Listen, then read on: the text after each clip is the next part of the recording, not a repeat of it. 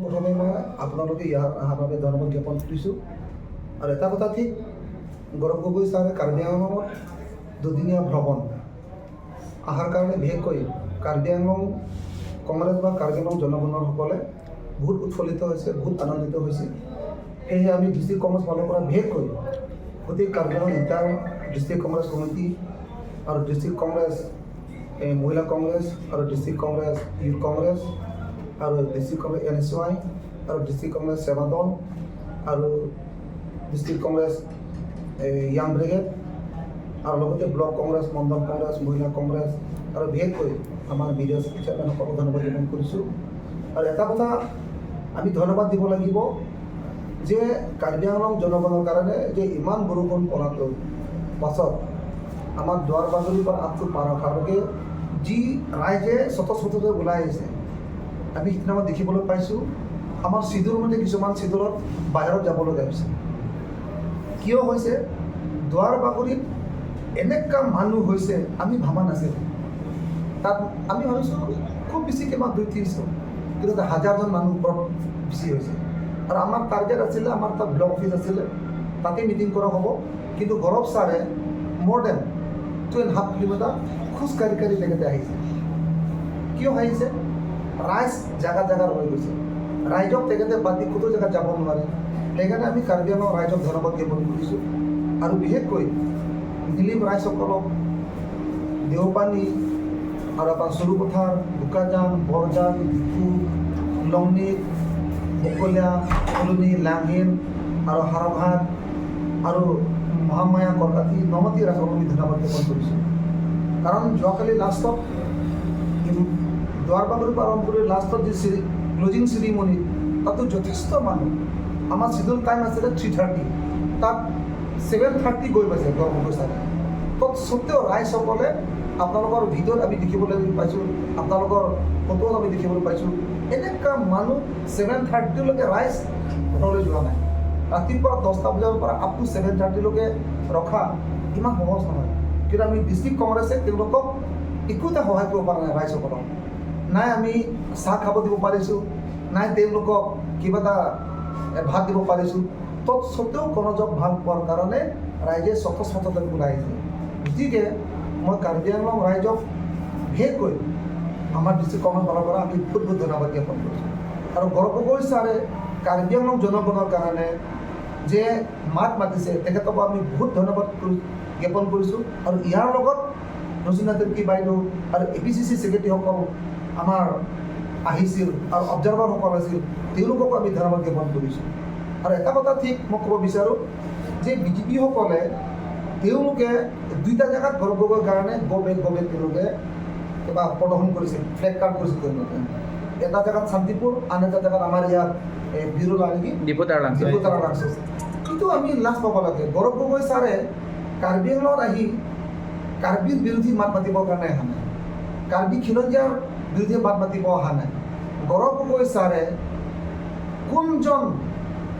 কোনটো জাতিক অপমান কৰিবৰ কাৰণে আহিছে তেখেতে।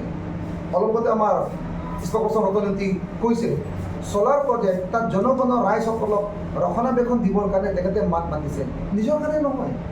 তেখেতৰ কাৰ্বি আংলং তাত ৰাইজৰ কাৰণে কেৱল সেই চলাৰ প্ৰজেক্ট এৰিয়া কেৱল এটা জাতি নহয়, এটা ভাষা নহয়, এটা ধৰ্ম নহয়, সকলো জাতি জনজাতিসকল আছে।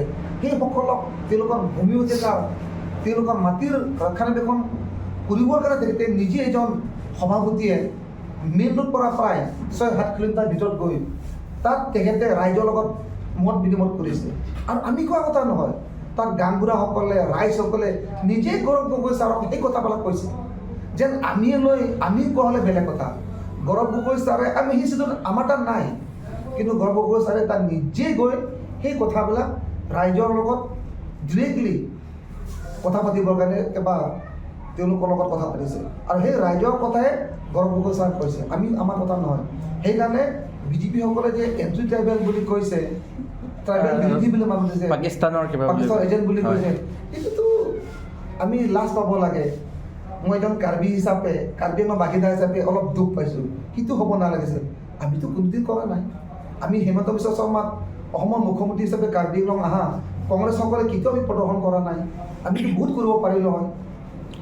মাটি দি দিছে, আদানিৰ কাৰণে কিমান প্ৰায় 18-19,000 বিঘা আৰু ৱেষ্ট কাৰ্বি আংলঙত ব্লক 1 ব্লক 2 ছাইডত মাটি মেঘালয় ৰাইজৰ কাৰণে দি আছে আমিতো তেনেকৈ ফ্লেগ আপ কৰিব পাৰিলোঁ হয় আমিতো এতিয়ালৈকে কৰা নাই আমি সেইবিলাক কাৰ্বি আংলং ডেভেলপমেণ্ট কাৰণে যদি আহক কাৰ্বি আংলং ৰাইজৰ কাৰণে মাত মাতিব যে মাতক আমি তাক ক'বলগীয়া নাই কিন্তু কাৰ্বি আংলং ৰাইজৰ কাৰণে মাত মাতিব অহা কাৰ্বি আংলং ৰাইজৰ কাৰণে ৰক্ষণাবেক্ষণ দিব অহা মানুহজনক যদি আমি গো বেক বুলি কওঁ কোনে আমাক ৰক্ষণাবেক্ষণ দিব কোনোতো নাহিব সেইকাৰণে মই দুখ প্ৰকাশ কৰিছোঁ যে মই কাৰ্বি আংলং বাহিনী হিচাপে সেইটো হ'ব নালাগিছিল কিন্তু হঠাৎ হ'বলগীয়া হোৱাটো তাত দুখজনক কথা বুলি মই ভাবোঁ ইছ্যুকেইটা আৰু যি এই কথাকেইবোৰ সকলো কথাই গৌৰৱ গগৈ ছাৰে জানি গৈছে আৰু এইবিলাক কথা সকলো কথা এখেতে দাঙি ধৰিব সেইটোৱে আজি আপোনালোকক যিটো মাতা উদ্দেশ্যটো যে এখেতক থেংকছ দিছে যে এখেতে he came to Karbi Anglong and spend 2 days and try to know' all the issue that is going on in Karbi Anglong আৰু ইয়াত নেপোটিজম কথাটো অলৰেডি কৈছে তাত অসমত ডাঙৰ মামা মামী কথা তাত চলি আছে লুটি আছে ইয়াতে সৰু মামা মামী তুলিৰাম ৰংহাং আৰু তাৰ মিছেছ আৰু গোটেই পৰিয়ালে লুটি আছে সেই কথাকেইটা এতিয়া কাৰ্বি আংলং ডিষ্ট্ৰিক্ট কংগ্ৰেছ কমিটিয়ে এৰি নিদিয়ে এতিয়া আমি যি গৌৰৱ গগৈ ছাৰে এইবিলাক দাঙি ধৰাৰ পিছত আমি সকলো ডিপাৰ্টমেণ্ট প্ৰত্যেকটো ডিপাৰ্টমেণ্ট একটাকে কি হৈ আছে এইটো আমি জনসাধাৰণ ৰাইজৰ আগত লৈ যাবলৈ আমি চেষ্টা কৰিম আপোনালোকক মাতা উদ্দেশ্যটো এইটোৱে হয় ইয়াত কি ধৰণত আৰু কি ভাবি কিনি কৈছে সেইটো আমি নাজানো আমি সেইটোৱে চিন্তা কৰিম সিহঁতৰ উদ্দেশ্য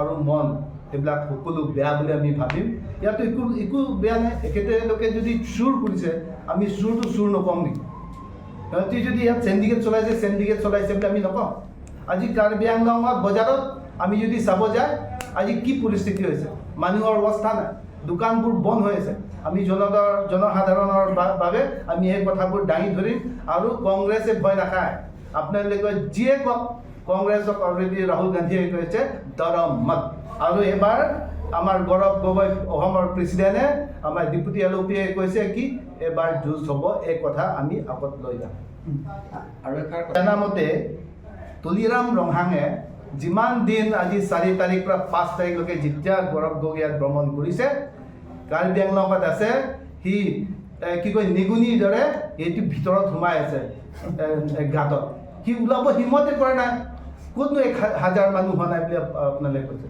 ইয়াত কিমান হৈছে দুৱাৰ বাগৰিত কিমান হৈছে আপুনি 6 জন আমাৰ লগত গৈছে ইয়াতো বহিব জাগাত নাই ইয়াৰ কেপাচিটি আছে আমাৰ 300 মান আছে বাহিৰত কিমান সেই ৰাস্তাৰ পৰা পুৰা ভৰ্তি হৈ আছে এইকেইটা ভয় খাইছে এইখিনি নাজানে একটা মানুহে কৈছে বেমাৰ বোলে এক্টিং কৰিছে ঘৰত বহি আছে আজি 2 দিন পৰা উঠাই নাই বুলি কৈছে আমাৰো তাত মানুহ আছে আমাৰো তাত মছাক আছে আমাৰ এজেণ্ট আছে ৰ আছে আমাৰ এইকেইটা গম পোৱা নাই সব ইনফৰমেশ্যন আমাক দি আছে এইকেইটালৈ কৈছে না কংগ্ৰেছৰ আমাৰ বিজেপি এজেণ্ট আছে বুলি কৈছে আমাৰ এজেণ্ট বিজেপিৰ তাত বেছি আছে সেইটোৱে কথা আজি তুলিৰাম ৰংহাং যদি কৈছে সি লাজ পাব লাগে আজি যি প্লেটফৰ্মৰ পৰা সি কৈছে সি কোৱাটো এই 6 শিডিউল যে CM হ'ব পাৰিছে that particular institution is instituted by Congress party সেইটো কথা মনত নাই আজি যদি চুক্তি হৈছে শান্তি MOU হে কওক আজি মোৰ লগত আমি একেলগে জগতদা বহি আছে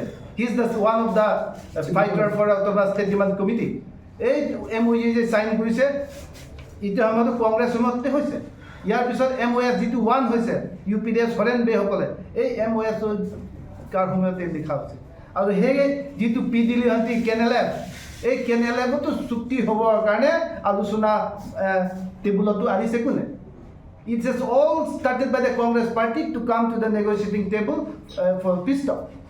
আৰু ইয়াতে সিহঁতি ক'লে কি হ'ব আপোনালোকেতো নিজে দেখি আছে আপোনালোকে সব লোকেল হয় ইয়াত যি আজি মেডিকেল কলেজ হৈছে এইটো বিজেপি টাইমত হৈছে নেকি নাৰ্ছিং কলেজ যে হৈছে কি বিজেপি টাইমত হৈছে নেকি ইয়াত যে যিটো পলিটেকনিক হৈছে সেইটো কি বিজেপি টাইমত হৈছে নেকি ITI ইয়াত হৈছে এভৰি ইনষ্টিটিউশ্যন ছ'চিয়েল আপলিমেণ্টে কওক এডুকেশ্যনেল আপলিমেণ্টে কওক কংগ্ৰেছ বাহিৰে কোনে কৰিছে আৰু এই তুলিৰাম ৰংহাং আজি যি বিজেপিৰ তাত আছে সকলো যিমানটো আছে each and every of them are studying in the institution which is started by the Congress party or any other institution privately during the time of Congress আৰু এই ইহঁতি কৈ লাজ পাব লাগে যিকোনো খবৰৰ বাবে যোগাযোগ কৰক 7099017330 লগতে 7099017110 নম্বৰত।